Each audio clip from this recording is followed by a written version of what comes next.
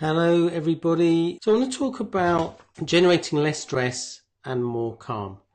And I want you to think about, if I ask you the question, do you sometimes respond in an unhelpful way?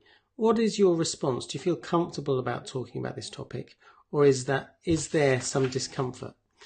If so, it may be that one of the things that's going on is this pattern that I'm just about to describe. So often, if people are generating low self-esteem, they make a mistake and then they start talking to themselves negatively. They say, oh, you idiot, you're so stupid, etc.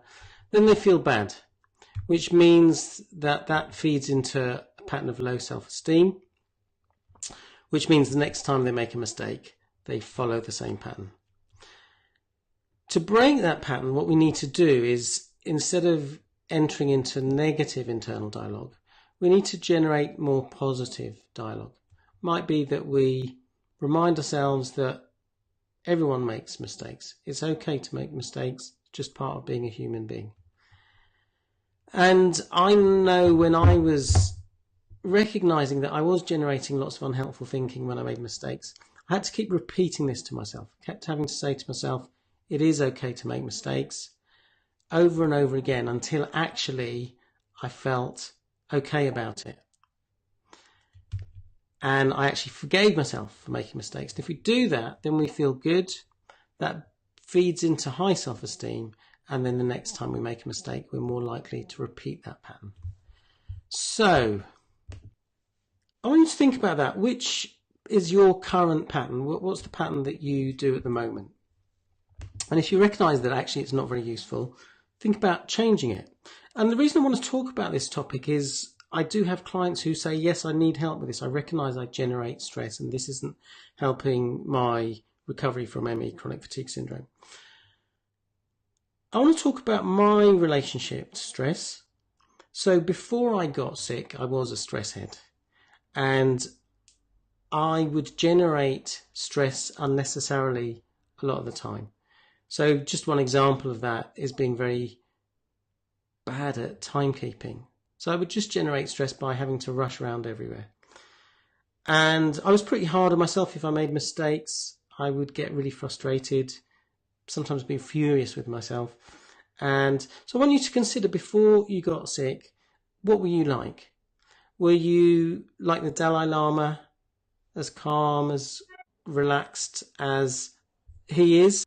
Were you sometimes good at generating stress, or was this a frequent thing? When I got ill, I realized I was with the benefit of hindsight, that actually I was generating a lot of stress. For example, I remember at one point thinking, right, I need to eat organic food because that's going to help me feel better. And I got a bit obsessive about it. And in truth, I probably got no benefit from eating the organic food because I was generating lots of stress. And I would have probably got more benefit from eating non-organic food in a calm manner. And I was prone to catastrophizing when I had a relapse, making negative predictions, forgetting that these symptoms would pass, and actually if I was calm and relaxed, they'd pass more quickly. And so I'd like you to consider, when do you create stress? And you might want to just pause the video and write a list of times that you generate stress. And out of all those things, what's the number one area which, if you got some shift in that, would make a significant difference? I had some reminders recently of what I used to be like. Once I started learning mind-body tools to help me deal with my stress and anxiety, I became much better at not generating stress. And I had an experience a few years ago where I was getting up early. I was doing some training in the city, and I thought I'd just have an extra banana. And what that meant is, when I got to the train station, I didn't have enough time to get a train ticket if I wanted to catch the train. So I thought I'll get a ticket the other end.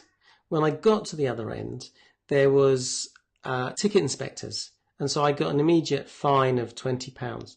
In the past, I would have been really, really annoyed about that. But actually, I just thought, well, you know what? This is a massive lesson in time management, and it's only cost me 20 quid. If I'd had a coaching session with someone, it would have cost about 80 quid. So another example is I remember just a couple of years ago spilling some water just as I was about to get out, and I noticed this massive overreaction welling up inside my body, and it was a bit of a shock, and it reminded me of what I used to be like. I actually in the moment just paused it, wiped up the water, got a mop, took about a minute, and actually was forgotten about. But in the past I would have generated lots of stress. So you may want to consider, what are the sources of stress? Sure, sometimes it might be other people, it might be external situations. I remember I had ME CFS when 9/11 happened, and obviously it was very challenging not to have a big emotional response to that. But I recognised that actually I was getting a bit compulsive. It was like watching sort of the news for hours, and I realised I needed to just take a break from this and go and have a walk, or just go and do some meditation. It wasn't very helpful just to allow myself to get swept up with this event. But as well as others and external events, to be looking at what stress are you generating. And a question to consider is, and this might seem like a daft question, but when I ask this question, people give very interesting answers. So the question is, what is the payoff of generating stress? And I know for me, one of the things that I recognized in the past was, if I'm indulging all this time in generating stress, then I'm actually not focusing my energy on living a great life. And if I do that, there is the risk of failure.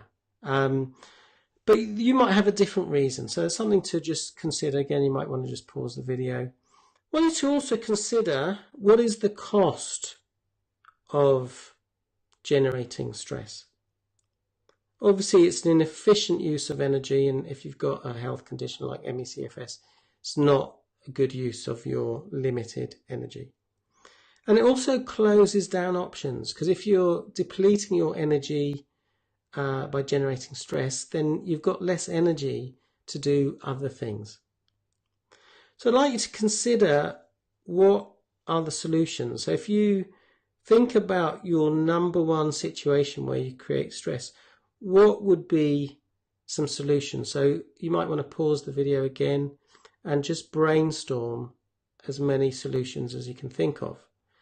And actually, out of all those solutions, which do you think would be one or two or three good solutions to actually put into practice? It may be useful to recognize if this is just a habit, in which case you can break the habit. One simple way of doing that is to pause, to breathe, to reconnect. Meditation is a very good way of increasing the gap between the stimulus and the response. Often that is automated, and we get into a stimulus-response relationship without even thinking about it. I've given the example before of getting stuck in traffic. Some people automatically just generate stress, when actually it's not very useful to do that, because this is a situation you can't change the fact that there's traffic. Consider that you've got choices. So, for instance, if someone else is in your life who's generating stress, and you have a tendency to be affected by their mindset, recognize you do have a choice. You don't necessarily have to join in. So imagine a carpenter has various tools in their toolbox. What would be useful to have in your ME toolkit? So would it be to be able to generate calm when you need to be able to generate trust, patience, confidence, compassion, or something else? So I hope you've found something useful from this video. Thanks for watching, and hope to see you on another Facebook Live soon.